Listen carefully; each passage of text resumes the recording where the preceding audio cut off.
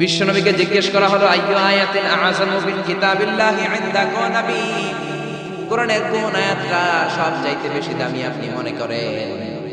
বিশ্বনবী বললেন আযমু আয়াতিন মিন কিতাবিল্লাহি আয়াতুল কুরসি।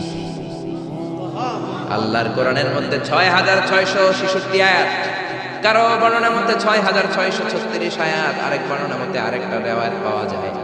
এই যতগুলো আয়াত কোরআনের মধ্যে আছে সবচাইতে দামি আয়াতের নাম আয়াতুল কুরসি, ঠিক কি না?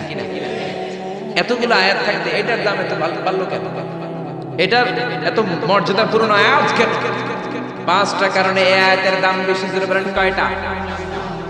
১ নম্বরে আয়াতের মধ্যে রব্বুল আলামিন নিজের পরিচয় দিয়েছেন। একটা মাত্র আয়াত, কিন্তু এত সুন্দর করে চমৎকার করে রব্বুল আলামিন নিজের পরিচয়টা একটা আয়াতে দিয়েছেন।